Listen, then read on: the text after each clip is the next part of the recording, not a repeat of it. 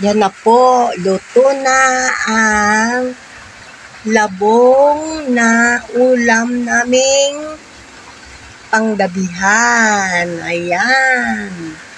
May sahog pang layalay. Ito. Yan, labong, tsaka saluyot. Puro mga sustansya itong gulay. Kaya't kumain tayo ng mga gulay na masusustansya. Yan, walang chemical to.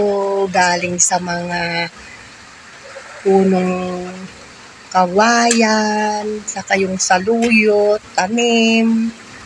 Yan po, luto na ang aming panggabihang saluyot at saka labong. Bye-bye!